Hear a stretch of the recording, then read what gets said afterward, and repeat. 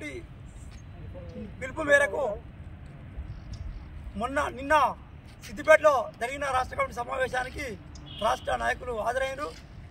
తీర్మానం బోర్డును వెల్ఫేర్ బోర్డును ప్రైవేట్కు అప్పచెప్తున్నారు కాబట్టి దాన్ని అడ్డుకోవడానికి ఈ నెల జనవరి 31 తారీఖు నాడు అంజయ్య భవనానికి లక్షలాది మంది కార్మికులను తరలించడానికి రాష్ట్ర అధ్యక్షులు దరిపల్లి చంద్రవన్న పిలుపునిచ్చారు. ఆ పిలుపు మేరకు ఈరోజు రఘునాథ్పల్లి మండల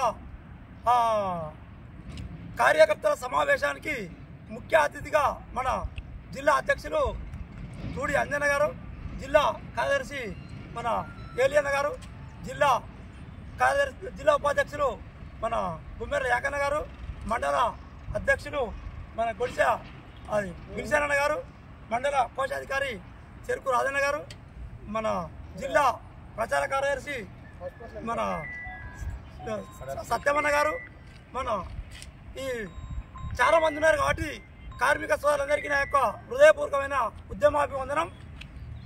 రేపు 31 తారీఖు నాడు జరగబోయే మీటింగ్కు పెద్ద సంఖ్యలో కార్మికులను తరలించాలి.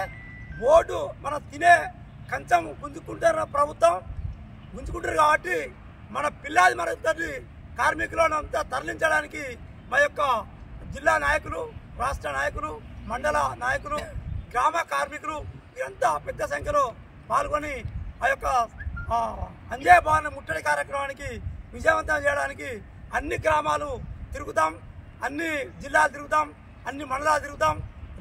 ఇవాటి నుండి పెద్ద ఎత్తున కార్మికులను తరలించడానికి మా యొక్క సహాశక్తిలో మేము కృషి చేసి కార్మికులను చైతన్యపరచడానికి ప్రతి ఒక్క కార్మికుడు ఒక ఉద్యమ నౌకలాగా తయారు చేసి ఖచ్చితంగా ప్రభుత్వం మీదకి పంపుతాం. ఈరోజు పక్క రాష్ట్రంలో కూడా కార్మికునికి, అసంఘటిత కార్మికునికి ఇన్సూరెన్స్ బీమా 10 లక్షలు ఇస్తుంది. ఈ మన తెలంగాణ ప్రభుత్వం బోర్డు ఉన్నది. బోర్డుకు ఇప్పుడు తెలంగాణ కాంగ్రెస్ ప్రభుత్వం వచ్చి కూడా 1 సంవత్సరం దాటింది. ఆ యొక్క సంవత్సరం దాటినా కానీ మన కార్మిక శాఖ మంత్రి నియమించలేదు. తక్షణమే కార్మిక శాఖ మంత్రి నియమించాలి. అదేవిధంగా బోర్డును ప్రైవేటీకరణ చేస్తే సీఎం ముట్టడి కార్యక్రమానికి కూడా వెనుకాడం, సీఎం ఏమనుకుంటాడు, కార్మికులు అసంఘటిత కార్మికులు ఎంతమంది ఉంటారు అని చెప్పి అనుకుంటాడు. కార్మికులు 30 లక్షల మంది సభ్యత్వం తీసుకునే మంది ఉన్నారు, 60 లక్షల మంది ఇంకా సభ్యత్వం తీసుకునే మంది ఉన్నారు. 60 ఇంటూ 2 చేస్తే 1,80,00,000 మంది ఉంటాం మేము. 1,80,00,000 మంది ఒక్కసారి కనుక నీ మీద పడితే నీ ప్రభుత్వం ఊసిపోతుంది. ఈ గత ప్రభుత్వాన్ని కూడా మా సొమ్ము తిన్నాడు కాబట్టి 1,500 కోట్ల రూపాయలు గత టీఆర్ఎస్ ప్రభుత్వం తీసుకుంది కాబట్టి ఆ ప్రభుత్వం మా గోస కలిగి మా యొక్క ఏడుపు కలిగి ఆ డబ్బులు తిన్నాడు కాబట్టి మా యొక్క రూపాయి తినొద్దు, తింటే ప్రభుత్వం కూలిపోయింది.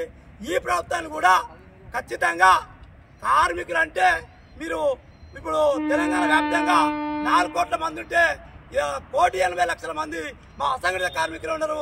వాళ్ళు ఏం చేస్తారని అనుకున్నారు కాబట్టి సీఎం రేవంత్ రెడ్డి గారు ఖచ్చితంగా నీ వెంట పడతాం, నేను ఎండగడతాం. ఖచ్చితంగా కార్మికుల్ని నువ్వు వెల్ఫేర్ బోర్డుకు చైర్మన్ ప్రకటించాలి. అదేవిధంగా మన కార్మిక శాఖ మంత్రి కూడా ప్రకటించాలి. ఆ చైర్మన్ కూడా మాదంటే కార్మికునే, చదువుకున్న కార్మికునే చైర్మన్ ప్రకటించాలి. ఆ డబ్బులు సద్వినియోగం మా కార్మికులకు సద్వినియోగం కావాలి. ఇప్పటి వరకు కూడా మీరు ఒక బోర్డులో ఉన్న డబ్బులకు లెక్క చెప్తలేరు, మీ ఇష్టం ఉన్నట్టు డబ్బులు వాడుకుంటున్నారు. ఇప్పటికీ మీ ప్రభుత్వం వచ్చి కూడా సంవత్సరం అవుతుంది. సంవత్సర కాంచెల్లి ఆన్లైన్ అయితే లేవు, ఆ సైట్ వస్తలే అని చెప్పి ఏ ఒక్క కార్మికుని కూడా ₹1 పట్ల పాపం లేదు. చనిపోయిన వాళ్ళకి కానీ, మ్యారేజ్ వాళ్ళకి కానీ, యాక్సిడెంట్ వాళ్ళకి కానీ ఏ ₹1 కూడా సైట్ వస్తలే అని చెప్పి మేము కట్టే డబ్బులకేమో సైట్ వస్తుంది, మీరు ఇచ్చే డబ్బులకేమో సైట్ రాదా? అది మీరు ప్రభుత్వం చేస్తున్నారు కాబట్టి ఆ నాటకాన్ని ఎండగడతాం, మీ వెంట పడతాం. ఈరోజు అన్ని జిల్లాలలో కలెక్టర్ ఆఫీస్కు ముట్టడి కార్యక్రమం చేసినాం. మన ఎంఆర్ఓలకు వినతి పత్రం ఇచ్చినాం, ప్రతి ఒక్కరికి మినిస్టర్లకు వినతి పత్రం ఇచ్చినాం. ఇక వీళ్ళకి ఇచ్చేది లేదు. బోర్డునే పోయి కూర్చుంటే ఖచ్చితంగా వెల్ఫేర్ బోర్డులో మా సమస్యలు పరిష్కరించే వరకు మేము రేపు 31వ తారీఖు నుంచి పరిష్కరించేంత వరకు బోర్డుగా ధర్నా చేస్తామని చెప్పి ప్రభుత్వాన్ని హెచ్చరిస్తా ఉన్నాం. ఈ రకంగా కార్మికులంతా ఏకం చేసి నేను ఎండగడితేనే మా యొక్క కార్మికుల సమస్యను సాల్వ్ చేస్తామని చెప్పి మేము అనుకుంటున్నాం. ఈ యొక్క అవకాశం ఇచ్చిన మా కార్మిక సోదరులందరికీ ధన్యవాదాలు తెలుపుకుంటున్నాం. జై కార్మికత, కార్మికుల ఐక్యత. ఈ సమావేశానికి వచ్చేసిన రాష్ట్ర కార్యదర్శి రాసమాల కోరన్న గారికి, జిల్లా అధ్యక్షులకు, జిల్లా కార్యదర్శులకు, మండల అధ్యక్షులు, మండల కార్యదర్శులకు, ఇలా గ్రామాల నుంచి వచ్చేసిన అధ్యక్షులకు, కార్యదర్శులకు ఒకటే విన్నపం. ఈరోజు మనం ఈ స్థాయిలో ఉన్నామంటే దేనికి చేస్తున్నాం అనేది కూడా ఆయనకు అర్థం కావాలి. ఎందుకంటే గత ప్రభుత్వం మనకు హామీలు ఇచ్చింది, 1,00,000 బైకులు ఇస్తామన్నారు. 1,00,000 బైకులు కాదురా నాయన, మాకు 10 లక్షల మంది ఉంటే 1,00,000 బైకులు మాకెందుకని చెప్పి అంటే ఆ 1,00,000 బైకులు కాదు, అసలు ఆ ప్రభుత్వమే ఏది లేకుండా కూలిపోయింది. కాబట్టి ఇప్పుడు రేవంత్ రెడ్డి ప్రభుత్వం వచ్చింది కాబట్టి కాంగ్రెస్ ప్రభుత్వంలో ఆయన రాకముందుకు చెప్పిండు, కార్మికులకు ఎలాంటి అన్యాయం జరగదు, నేనున్నంతసేపు మీ కార్మికులకు అండగుంటాడు. కానీ నువ్వు ప్రభుత్వం వచ్చి ఇప్పుడు సంవత్సరం అయిపోయినా కార్మికుని ఊసెత్తలేడు. కాబట్టి ఇప్పటికైనా ఖబర్దార్ రేవంత్ రెడ్డి గారు, మేము కార్మికులము 1,80,000 మంది ఉన్నాం, 1,80,00,000 మంది ఉన్నాం, 1,80,00,000 మంది ఉన్నాం. ఎందుకంటే ఇంతమంది కూడా మేము నీకు ఓట్లు వేయకపోతే నువ్వు రాలేవు. ఒకవేళ ప్రభుత్వం పడిపోవాలన్నా కూడా 4 కోట్ల దాంట్లో 1,80,000 మంది ఉంటే నీకు పడిపోతుంది. కాబట్టి నువ్వు మా కార్మికులకు మోసం చేయకుండా మేము